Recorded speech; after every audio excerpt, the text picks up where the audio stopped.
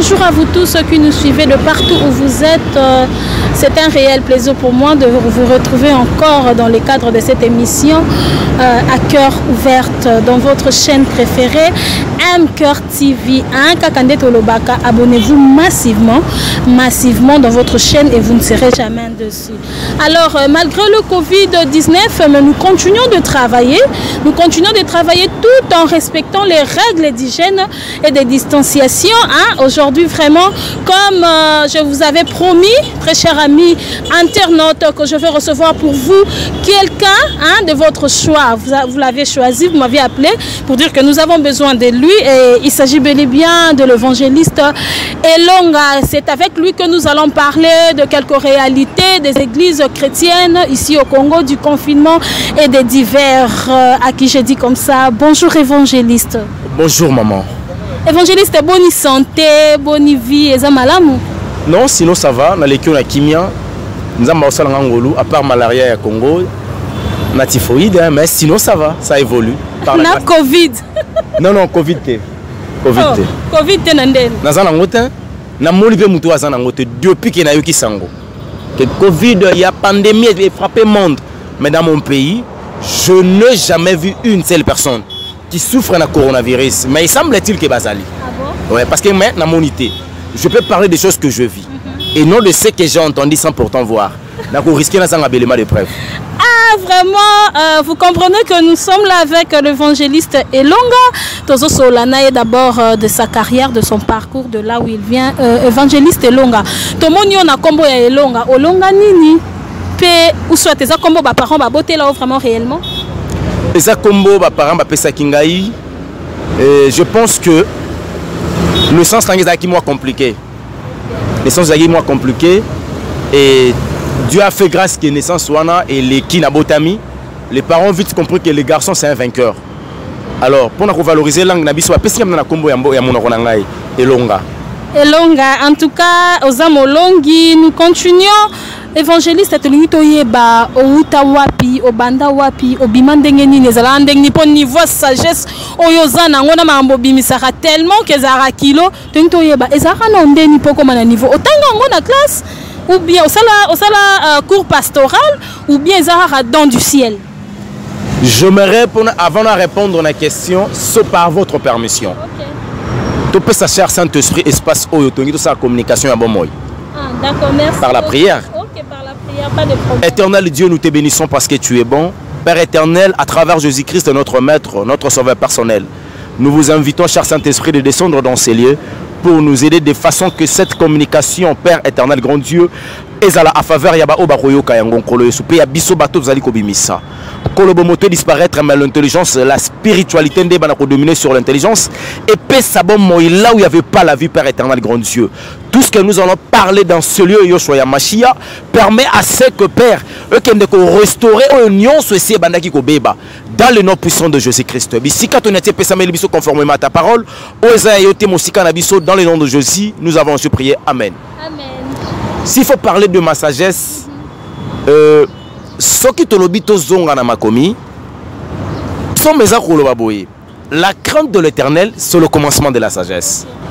Donc l'origine de ma sagesse, ça vient par rapport à la crainte de l'Éternel. Classe, c'est vrai, on a étudié, je fais le droit à l'université, mais le droit, ça n'a rien à voir avec la spiritualité.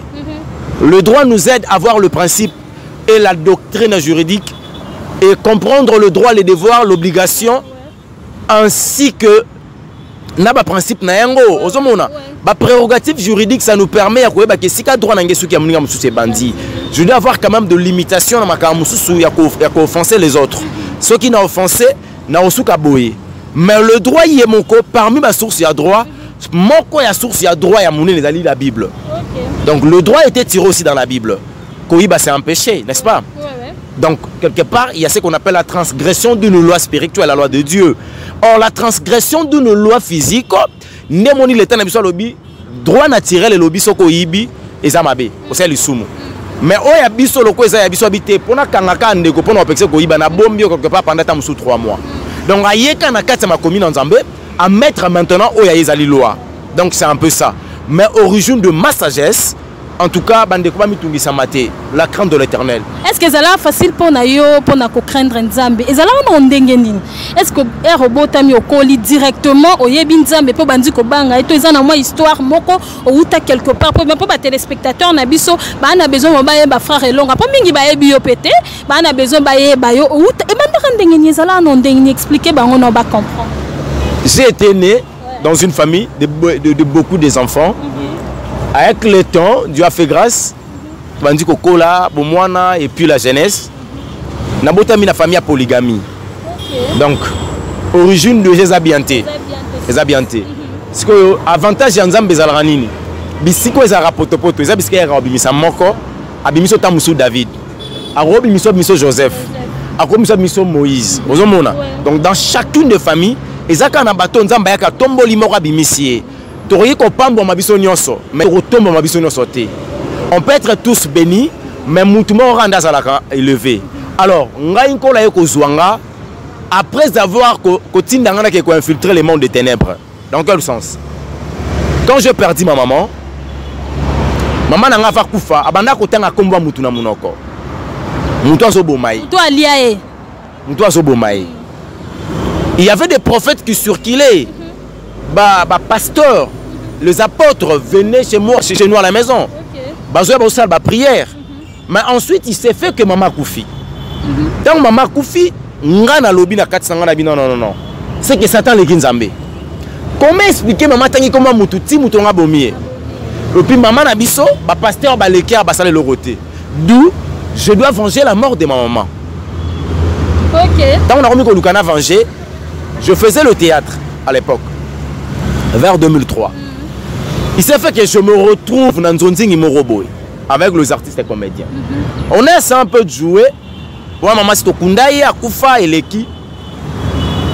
Quand on joue à lobby, on joue, tu joues bien, tu es intellectuel, mais tu as un problème. Au ça, succès libandate, na tout n'est pas ni. Parce que je joue dans un non non. Yoko tu combo sali, on est joué dans le ça qui n'a pas habité. Aux ana étoiles, mais tous les autres bakani na katia pour soi Mike. Et c'est en bas parce que la lumière à l'ébima. Non, bah toi théâtre après quelque part bakenda mort au côté banani. Belé, je m'excuse. Belé. Et belé, batikinza me bana nzambete. Continuer. Il s'est fait que Moronda eko epete na ngali sola lobby, je peux t'aider. Yango ko te sali kamba gravité, ezaka likambo ya kokende ko pesa yo lumière. So zo lumière et ko permettre yo au monde ma ramener bano fungwama. Le roi a une idée déjà de venger la mort de ma maman. Na tout lumière en wap. Photo qui est dans Maïkari. Bon? Quand on a que Maïkari, moi j'en croyais que Maïkari est une église. Or, Maïkari est une église, c'est une école à magie. Mais sous forme de l'église. L'église en réalité, ça signifie la famille de Dieu. Alors, l'église n'est pas l'église non, non, c'est faux. Mais papa, toi qui es l'église est motema puisque Dieu a dit oh ayambie na motema comme Seigneur et Sauveur, il est sauvé. D'abord, la Bible aussi nous dit que Dieu regarde les cœurs et non l'extérieur. Déchirez vos cœurs et non vos vêtements. C'est ce que la Bible dit. Mais comment est-ce que vous savez que l'église est motema? Si on va passer la sous église et non les vêtements, passer la sous église. L'époux de l'église, c'est Jésus-Christ. Mais Bible le bas côté dans contexte. Non, le problème mais il y a interprétation dans la compréhension et à mot. C'est ça, c'est là où le problème ça se pose. Le cœur de l'homme, c'est si le cœur est bien disposé, le cher Saint-Esprit maintenant va cohabiter Katsamutu. Mais cela ne veut pas dire que le cœur de l'homme, c'est ce qu'on appelle l'église. Maintenant la Bible nous dit que le cœur de l'homme, le cœur de l'homme est torturé. Bon, yo yebisanga église comme ils torturé né. Parce que yango nzamba lingi mutu avant akota na o ezali épouse nzamba za temple wana. Il faut bongisa no motema na nzamba so bongisi motema te. Le corps de l'homme c'est le temple du Saint-Esprit. C'est ce que dit la parole de l'Éternel. Le corps de l'homme c'est le temple du Saint-Esprit. Molimo santo habitera katia mutu. Vous comprenez? Donc ça signifie enfant dans la mutute, enfant dans la motema. Le cœur ezali place oyo nkolo aruya afandi à travers son esprit. Mais kolobake yango église c'est faux. Mukolo nkolo aruya Christ akoya kozwa église na ye. Onzwa mitema te. Akozwa nde basanto tozobenga ma église.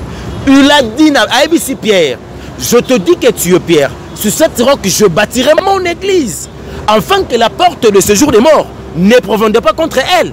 Il n'avait pas dit que motema na yonde. Non, non. Donc papa longa so tozo comprendre bien muto cause ane motema mabe bandoki mais loko église eza motema te aene osambela kaka côté na tozo comprendre ngo bien te. Maman, to me kono kosola maintenant ndoki pas na motema.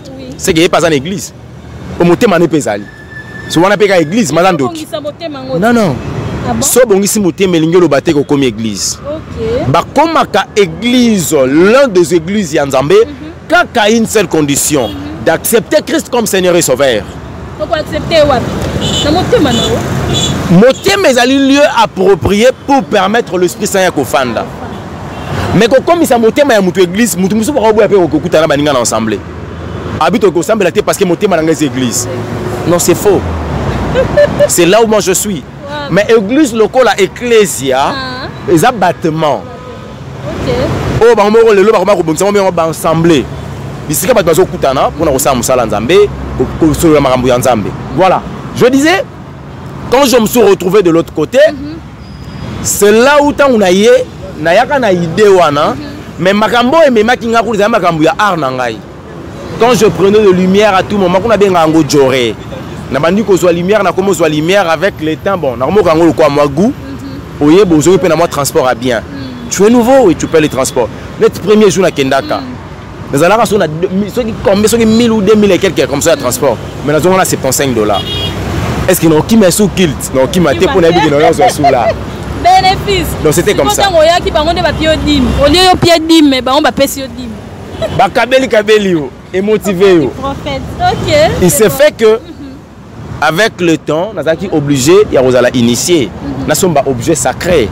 Au Mikata, bah parce qu'on soit au Ikari, na la tita on a sombi. Avec le temps, initiation ici, en tout cas, j'ai appris la magie. Les magiciens, que la magie c'est pour aider les mondes. C'est ce qu'eux disent. Nous avons possédé, envoûté par les sorciers, maladie, église. Supposons que je suis un médecin. Il s'est fait que dans l'hôpital, malade est mort. Mais si je suis médecin magicien, non la possibilité au monde malade de mutupe na longoli ngona sauver vie. C'est alors bangondi baloba. Or et pas à Satan, ba ya katé sans perdre, sans que Satan a perdre. Le temps où il y a pas Satan, où il se perdre, pour il perdre et belé sur pour na libota na yo. Vous comprenez? Donc c'était comme ça je étais. Mais avec le temps, avant la longue, parce que surtout ça risque de faire toute une émission par rapport à parcours. À la prochaine, tout ça, là, juste ce témoignage, ça sera une bonne chose. Alors, il s'est fait que Nayaka Mukomoro culte de l'âme. Il a fallu tout ça, l'appel, il y a un esprit. Kobenga milimo. Tant on a commis, Nayeli Bosso Goshita, il a s'incliné 3 fois. Naquel bosso ya photo Meso Chama zali moi na ya Okada zali muto a créaka Maikari abotaka mona moko c'est pas important beta mama na photo tombola mingi yesu.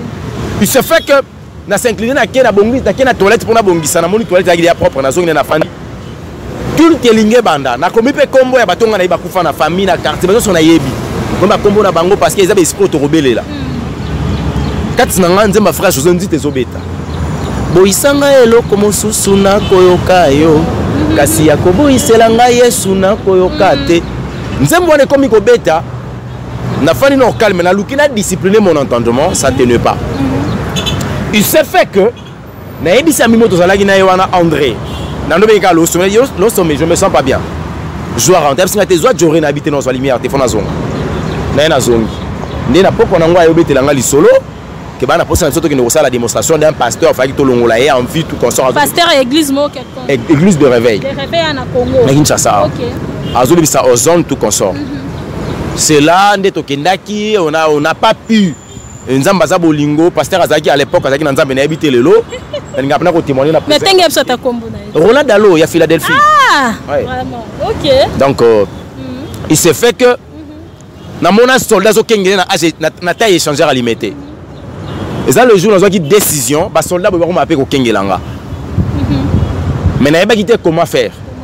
Il y a un pasteur Roland Dalo, il faut que tu fasses un prix. nga fa kina bebisa culte moko ya dimanche na luka église na sali appel ya monde pandaminium ba démon ba koti ba démon lieu public pour na ko permettre te culte salima. Maintenant il s'est fait que église on a kendaki bazaki na pasteur azaki na nzambe mutu na ngeningana ki. C'est là que j'ai eu de délivrance il y a 3 mois. Dieu a fait grâce. Nazalelo katina Yesu à travers Jésus-Christ. Jésus-Christ m'a sauvé. On a lobaka atina ki Yesu atina ngana qui ne ko infiltrer le monde de ténèbres. Naïeba comment est-ce que la magie fonctionne. Eux le magicien pour nous la capacité à dénoncer bateau ba tambola na Biblia na magie na nzoto. Vous avez compris? On a sauvé les bota na Nzambe que balanda bato wana ce sont des magiciens. Mais ngamo rotilelo il y a beaucoup de personnes qui ont traité la magie. Oui, oui, effectivement. Tous les autres traités au penza na otika te po balobi eza difficile ko tika magie bozala ka boye oye on a tiki or que nenge ko gende ko infiltrer monde wana ndepo komi ko infiltrer biso en église. Non, il y a biso boye. Église nzambe ba infiltrer ngote. Parce que le responsable de l'église c'est éternel Dieu.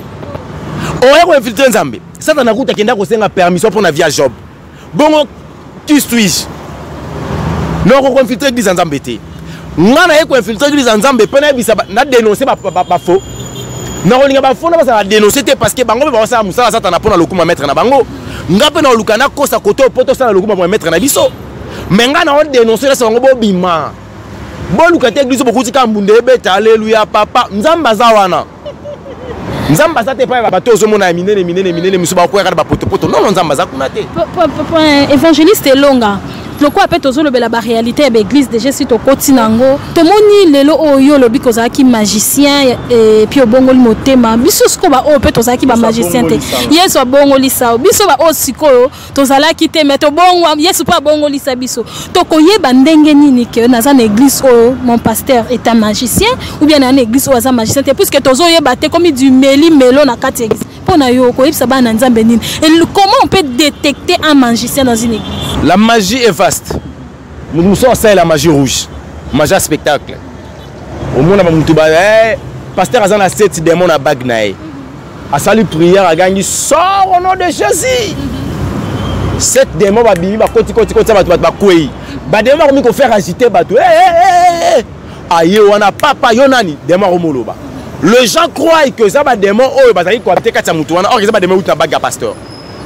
Magie spectacle. Mukona ngo Zeus. Zeus nde mutaliboso o asala magie o ya euti na niveau ya Chine. Maman na yeza Maria o bato akenda kofuka na l'église na soit disant na ba grotte.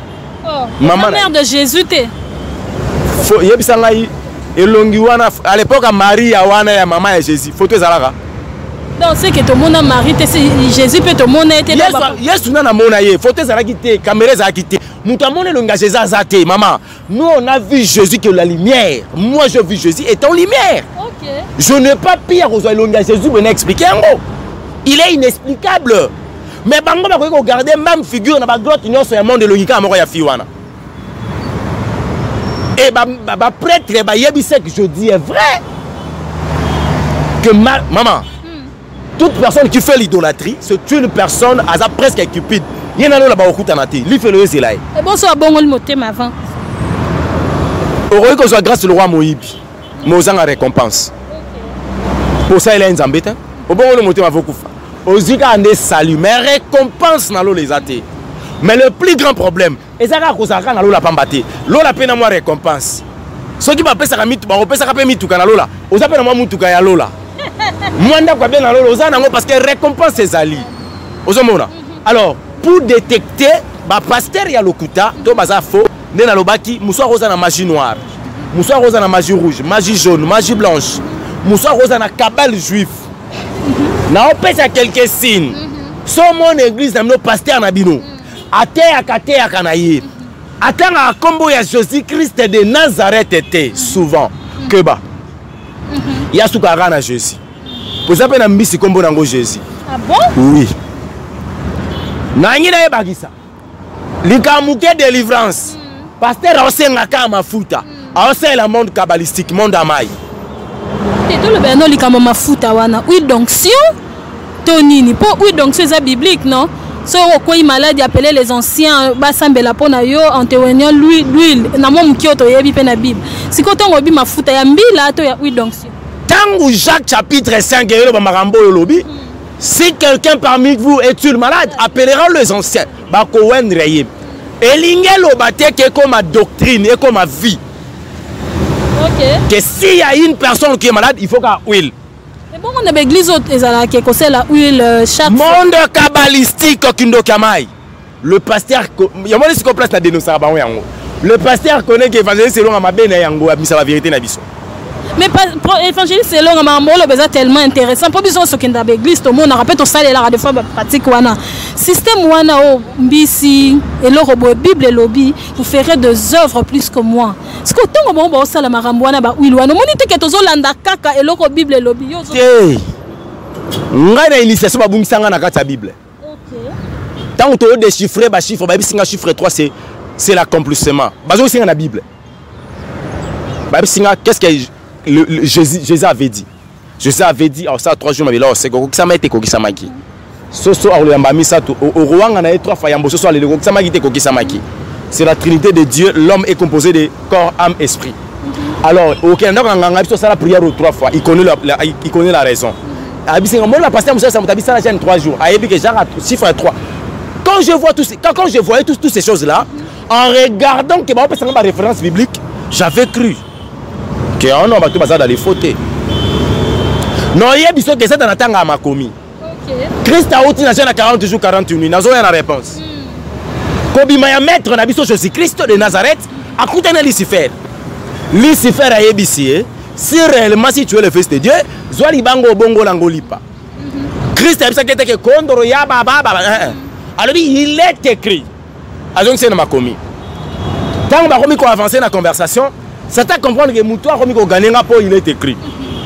Ça t'a pas la il est écrit ebisa lobi. Mi buaka po e komama. Moi na motako ko ya le connaître tout libanga te po ba ba koyambaye. Donc à travers les écritures, ba ko be ko bungisa yo. OK. Voilà. La Bible, et Bible Bananga, tout genou fléchira par le nom de Jésus-Christ. Vous chasserez les démons par mon nom. Et non par des huiles, OK. des mailles, des mungwa. des mondes kabbalistiques au Kindokamai. Il y a 5 mondes sataniques. Monde pestiféra, monde pandaminium, monde cosmique, monde chromanium et monde pestiféra, kabbalistique, pandaminium, chromanium. Monde cosmique, banani. Je possède l'esprit de Dieu. Ce qui est à moi est plus grand que par rapport à Zamokini. Les réalités qui passent dans les églises. Alors, dans les réalités qui se passent dans les églises, le plus grand problème est ça que l'église d'aujourd'hui a failli par rapport à sa mission. Maman, ma commune en Zambezo beta lisolo ya mboka oyo. Na yebisio batu ba yo fuka mela Congo. Ata lo bozo kazo ke potoko ke umela to ozo ngambango. Oyo raté. Côté ka lupangu na Congo te ko so manda kuna poto. Oko raté. Nzamba wa beta lisolo na Sophonie. Chapitre 3, verset 10. Et là, le peuple moko ba ozala peuple nanga libota nanga. Libota wana ba ozala derrière l'Éthiopie. Après l'Éthiopie pays ozala ba bibale ba fleuve ébélé. Ce pays là, ce peuple là sera mon peuple et moi je serai leur Dieu. Mais ba habitant na yango, ba ozala lokwa bilema, lokwa ba maïle penzate. Après l'Éthiopie, et là, le pays moko te le qui RDC na ba fleuve. Dieu parlait de notre pays. Voilà pourquoi il nous a bondé na richesse.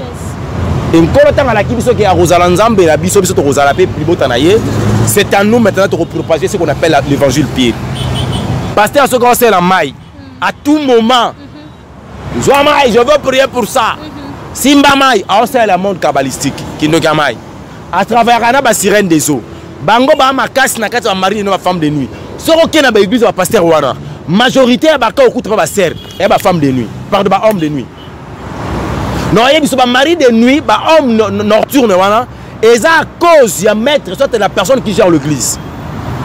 okuta célibé za makasi akati église soko mon église ba délivrance kili keba église ba pagano bazebele évangéliste Longa entre pasteur Mukuna, Moïse Mbie, Mutombo, Marcelo, Roland Dalo, na ba pasteur Ebelo toyebi na Congo, Kiziamina etc. Nani pena oyo inspiraka yo, nani pena asela ranzambe na ndenga solo, pe nani oyo asela ranzambe na ndenga ba magie wa noza koloba.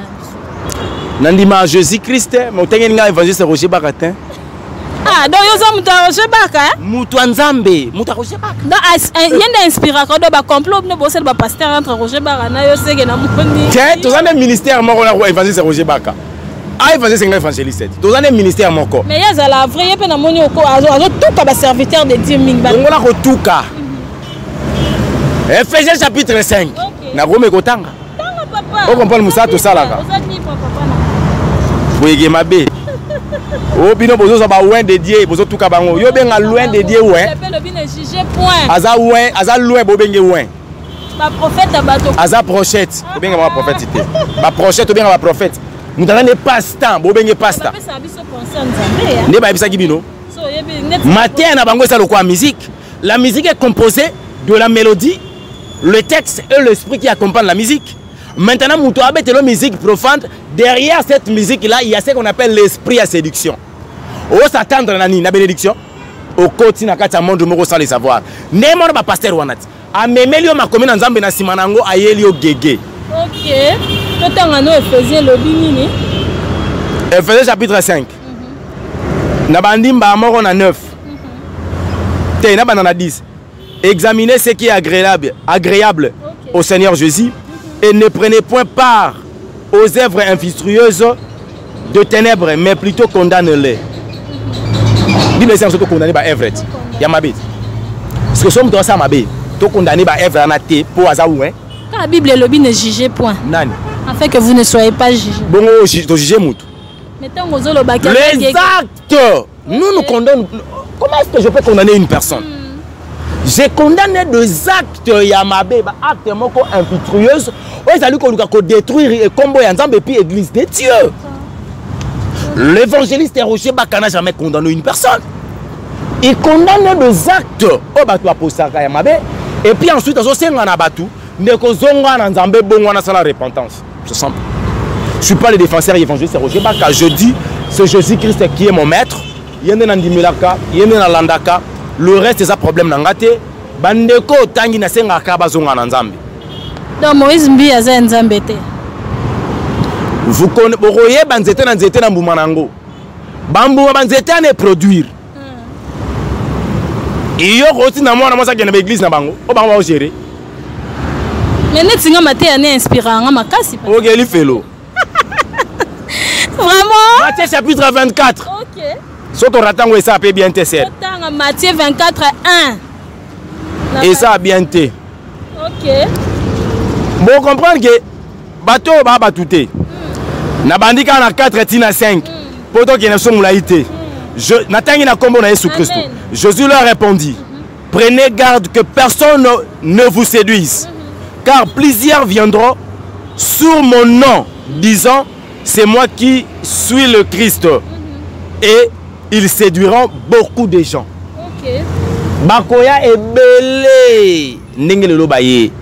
Baye pe na volonté na bangote. Ebele ya bandeko bazaki na nzambe babandaka na nzambe. Mais Satan a séduire bango ayibi bango abendi bango pembe na ye. Batiki nzambe.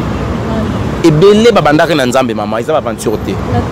Batika nzambe. Mais évangéliste tomoni lelo oyo Papa Nabiso Mukuna, un pasteur à la tête d'une très grande église au Bézé Belé. Tomoni vidéo moko bimi lelo na réseaux sociaux.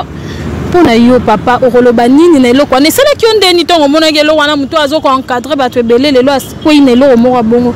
Azape vrai tenzambe si atika e. Sugo sogeza soki. Eza ke vidéo eza vrai. Ana nzambe.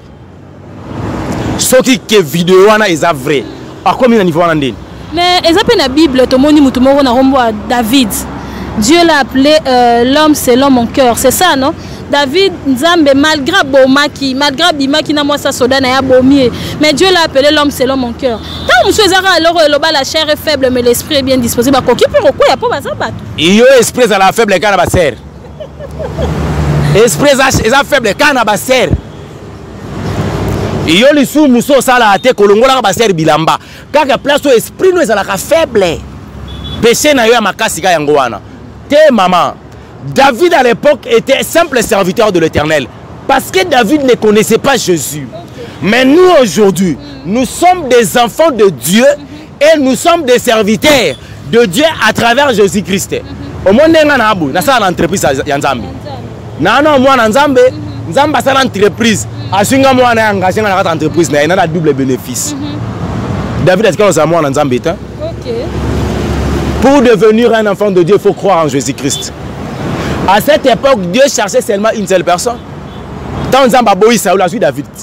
Avant Nzamba Boï David, donc Nzamba a choisi. Mais l'élo, à travers l'Esprit Saint, ce qui a condamné le Christ, l'Esprit de Dieu descend sur et répond sur toute chair. C'est fini. Nous tous, nous sommes devenus donc d'office les enfants de Dieu. En arrivant un enfant de Dieu, maintenant l'Esprit de Dieu qui habite en toi. Ce qu'on dit, pour vous, vous ne vivez pas selon la chair, mais selon l'esprit. Ce qu'on dit, vous vivez selon la chair, dossier à suivre. Soki Ezaki, vidéo est vrai, je suis désolé. Mais pasteur Mukuna lobi que c'est vrai tel et un montage parce que il est à télémine un réveil patriotique. Quelque part, il faut croire dans un réveil patriotique. On a pas souffrance et qui na Congo. Mbonga go pasto zomo na te Joseph Kabila linga boma bato mokile comme na moto il y a téléméliango. Ba na nzambe ba obi ki samonelo kwango. Combien les âmes sont sauvées nelo rwana o lobi wana. Est-ce que c'est la mission par laquelle Dieu lui avait confié sur la terre? C'est pour sauver les enfants de Dieu, pour préparer surtout la terre, pour préparer l'église pour l'enlèvement. Pour aller faire les chasses aux sorcières au président de la République à Boyaki. Non. Ils ont abattu Barossa Maramouana. Ce qui est aïe, qui ont appelé mandat. Ngaïlonga n'a pas le rôle. Normalement, ils ont appelé sa provision. Mais ce qui est aïe, qui a aussi pour l'intelligence, a aussi pour ma propre intérêt. A aussi parce qu'il y a un homme, il a une émotion. Émotion, il a une intuition, cette fois-ci, nous voulons sauver le Congo. Non, il y a des échoué soit tambour dans Zambété. Le Congo et les Congolais, ça quoi appartenir dans Zambé. Moussala Torogi Kosala, nous les hommes de Dieu, c'est d'évangéliser, de transformer le peuple congolais. Ba Congolais, comme ba chrétien authentique. Nazo yebisayo éveil wana spirituel. Ce qui est kotikatsa ba Congolais. Congolais yebi Nzambe. Non, le balosa na mutu moko te akotika la impini na mabe asala kimboka. Mais sur l'évangélisation, tu as une force. Tu as l'équipe sur la force. Donc je conseillerais, na tata ngawana, na papa na biso kaka ne bobenga kaye. Avec Pascal Mukuna. Asimba sous Bible. Azongela Nzambe. Yé moko bande de ko bakeno retour à la parole. Tous on a la parole. Satan a okota makasi. Mon makamwa tanga okenda ngotro. Azana tamu ken église pour passer un message on ko la PC pour na libota. Kabila fait 18 ans dans ces pays. Il y a eu combien de pasteurs baptisés parce que nous Nzamba lobi ko tambo amabe. Nani. Ce que vous allez wapi. Le Nzamba le président Otozanaye, son excellence monsieur le président Félix Antoine Tshisekedi Tshilombo. Président nabiso que chrétien. Alors bien na refouiner les passés té. Na kosa la chasse aux sorcières té. Kabila wana bazobeta masoro na ye. C'est mon partenaire politique. Bon, Siko. Yoko Kobunisa partenaire à mon Konzamboka. Est-ce que Kolonga? En tout cas. Bon, je ne sais pas, est-ce que ça a politique, est-ce que ça a Bible, est-ce que bon. Moi, l'essentiel, c'est sauver les âmes. On a besoin de dépeupler en faire, de peupler le royaume de Dieu. Ce que le vec a ça là, ce que ça prend à l'okumu yanzambe, c'est une bonne chose. On peut que l'encourager de continuer. Mais ce qui est on peut se conseiller à Conseil à évangéliste Elonga Wana et Yokani, je vous demande vraiment de vous abonner massivement dans votre chaîne Anchor TV. Nous sommes dans l'émission à cœur ouvert. On a reçu pour vous l'évangéliste Elonga Oyo Ayaki Kolobela Biso na ba réalité qui se passe dans des églises chrétiennes. Évangéliste Elonga, lelo Oyo soki poste moro monani autant qui ça dit droit. Ceux qui postent moro monani na gouvernement et que yo il faut adhérer kuna. Ba pesu yango penana kita bokondi ndaku maramni yonso babi ya yo yango wana. Olinga rosala to continuer no na musala nzambe. Nzambe faut ebisanga kende. C'est qu'on peut s'engager, les amis sont pessinga au la provision. On croit le soir le bité, non, qui était. Bible le l'homme mangera à la sueur de son front, mais bien nos serviteurs de déboni ko salate, car à Rossel la marambonza, mais pour vous aura badimbo franc, donc tu nous salé mon ani. Attends nzamba le bité puisque déjà c'est à l'oba, ou qui ne peut Rossala comme. Bon nzamba musa il musa nzamba na kitoko. Exact. Na futela ndako ya mwa munene, ya mwa munene. Ndena ndenga Congo refuta ndaka $50 ezebele. Na futa ngona musala nzambe. OK. Na musala nzambe na tambola na voiture. Déjà, na musala nzambe. Na musala nzambe na bokola ka mwasi na bana mibale. Kolia ya chaque jour. No ebiso nzamba futa ka bien. Ndena na bono na zwa nyonga ndaku te, na zwa nyonga snel te, na zanga carburant te. Na musala nzambe. Oh bah luka baba qui se langara ce que ça que batu bah y a un gros proposé sans la volonté de Dieu je dis je ne ferai pas bien. Mais ce qui nous a balobi nanga elonga kene siko fanda wana la politique travailler c'est que ça la mission Norbani à vous autres mon maître na kei mais ce ça que na okeka ko luka mbongo te ya nazora déjà 500 francs nazora $10 nazora na $1000 nazora $20 nazora $100. Ce qui dans la poste il y a $20 na fuka marama Seigneur bénis-moi dans le $20 parce que la ngina sala likambubo na sala kaka pa na yo pona sina yebisa ni langa na ye na sala contrat na ye ndenge je viens de la politique ndenge na tiki politique na kimi ko sala journaliste politique na boy ko la ta toge loko l'avocat au magistrat na accepter ko ya langa na yo soin nga na libota nga so tiki ngape na tiki. OK. Kongana we ko envier ba magicien te baleka ngana mutuka wa nga terminari dans la transport rien. Merci beaucoup évangéliste Elonga to comme kokende vraiment na suka émission na biso to lingi toyeba eloko ni na nyoso to lobi awa eloko ni yoku ko senga na ba serviteur de Dieu pe eloko ni oyo ki ko senga solution nini na bonzambe oyo yelibana nzambo tozo souffrir na ba doctrine na makambo ya mabe pe ba serviteur de Dieu ba bungelo nini yo ki ko pesa comme conseil. Doctrine, ça signifie, c'est Jésus. Chrétien, doctrine, c'est Jésus-Christ. La vie de Jésus-Christ, c'est notre doctrine. Ce qui est comme une doctrine, c'est doctrine mususu, qui est kindoki. Alors, non, c'est un bateau batika nzambe. Il y a un serviteur, voilà. Je demanderai à un vrai serviteur, un soldat de Jésus-Christ, qui sur la terre pour sauver les âmes, va continuer la lignée. Vie à sanctification de l'équinoxe. Si kabaser, ceux qui besoin de passer par omigo yaka. Qui m'a bango. Satan oluko na ba angle nyoso, oluko na mbongo, oluko na basi, oluko na mensonge, oluko na orgueil. Biloko wana na tangi, mbongo mwasi, orgueil na mensonge.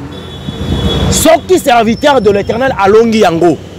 Et un homme souhaité qu'on influencer. OK. Pour orgueil avant de ça qui n'a tei tala nenge ba to benga ngana zo ka ba appel ngana danger ça t'en a koti mbama on zama mu ko résister contre yo parce que comme orgueil avec ça sous grâce na humble mobo so koti ka mensonge au sali mbama au clip d'adoration des démons qu'on appelle chamat démon ya mensonge mbala ko tiki ko gumba melanza mo gumba mela satana à travers son démon. OK. Nzamba rejeter yo so ki wana okembala moka na ekobo okepa lilito ou démon ya mai yo wana komi mona yo soki yo bandika ko luka ke o gagner mbongo sur la terre attention qu'on risque de perdre l'image de Dieu que tu possèdes au commis possédé par l'image d'un démon qu'on appelle maman pour mbongo ça représenté par démon qu'on appelle maman so yende muta ko comme ko représenter yo na vie na yo et parmi ko diriger yo mbongo ne koti na ba delure eza sous pona lokumu nzambe te non senga na bana na nzambe ba kenda na l'église sur l'église na bino pasteur asenga bino e moko abi pesa offrande à Isaac ko pesa raté o pesa po ani nzamba zongi sala Abraham Isaac bongo siko so pesa ya zongi selo to ke no to son nzamba zo Isaac zongi sala raté bon ba Isaac ko ba senga ka zonga raté ko pia Isaac te po ya zongi selo Isaac te o mona ke ba to ba escroc où c'est l'enfant d'Isaac? Nzambe kuta zongi sa Isaac. Mais Isaac comme nous senga abiso asonga raté. Marambo ma casse évangéliste. Nabi ke to rezo na ba numéro na biso mususu poto solana o etali offrande o etali ba témoignage. Ba faux pasteur. Nzamba bien noto kufela bango ebele. Nzamba zoboma, il y a eu même deux anges qui ont descendu sur la terre. Bon c'est la mot d'ordre. Le Congo ça a fini kango lamba ya mwindu. Ba tekimbo kana spirituellement. Nous devons beaucoup prier pour notre pays. Que Dieu nous fasse grâce. Alors, bateau ba otemba na banga nzambete, nzambala ki la mort akoboma vraiment d'une manière sérieuse. Bande konangai aux occasions ya kopema bongo la mutema. Kangama na nzambe ya solo. Luko fanda na nzambe po ya liloba nzambe nde ko sauver biso. Or, la vie chrétienne. Or koto sans nzambe, lifelo na lifelo. Alors pour éviter makambo wana ya kokende kozwa mbongo, basi lokuta ba orgueil, attention. Ce qu'on possède biloko nyonso au raté royaume de Sétina na ngozani. To kangama na nzambe po nzambe ndale kinyonso. À travers Jésus-Christ nous avons la vie éternelle. Alors aimons plus la parole de l'Éternel. Nathan autosua confinement, nous quand nzambe d'une manière sérieuse, nzamba kosunga yo akopambola yo na ba domaine so nango besoin. Ma perspective na yo ezani ni nini olingi okosala pona biso peut on a qu'un orphelinat et tout. Ba perspective na yo pena ya vie chrétienne, pe na domaine ya ba matériel financier ezani. En fait, premièrement, c'est d'abord pour propager l'évangile de Dieu. L'évangélisation des accords pour préoccuper Bisso. Parce que Christ nous a envoyé à l'objet, aller partout jusqu'aux extrémités de la terre. Faites-les mes disciples. Donc, tous en obligation de côté à l'île Banzambé, qu'on soit disciple en Zambé. Et deuxièmement, qu'on soutenir plus les orphelins. Voilà pourquoi nous avons la fondation qui la voix des orphelins. On est là pour sauver les âmes. Nous avons la possibilité de PCLI. Moi, possibilité à l'IPESALI, au PCP LIPA, au PCP Moutouyesu, ça serait une bonne chose. Au Komika, au Betka, plus de 143 97 58 21 175 au Jubiso. Ok. Je pense que le message est l'équipe Malamou, évangéliste Longa, dernier mot dans une émission Lelo Ezani ni bambo te no. Nzamba pambola bino bande kona biso bobe benga biso tous les kan émission pana bino pambola chaîne oyo bo continuer ko sala musana nzambe nzambe pambola libota na ye. Ce qui est soyez tout comme moi en Ambalasima. Merci. Merci beaucoup. Nous sommes vraiment pratiquement à la fin de notre émission. Tout est bien qui finit bien. Hein. C'était votre émission à cœur ouvert parce que c'est de l'abondance du cœur que la bouche parle. Toyambela Kibino, évangéliste et longa Azara Kiwana Pona Kolobela Bus, on a la réalité qui se passe dans des églises ici au Congo. Alors, nous voici déjà comme ça à la fin. En tout cas, je dis merci à celui qui était derrière la caméra, Enoch. Hein? Et puis merci beaucoup à mon réalisateur Marc Makaka. Vraiment, je vous dis grand merci. Et n'oubliez pas surtout de vous abonner sur Anchor TV, votre chaîne. Hein? L'excellence est un choix. Et c'est ici que nous mettons un point pour ce numéro. Et nous allons nous retrouver dans d'autres numéros à la prochaine. D'ici là, portez-vous bien. Bye.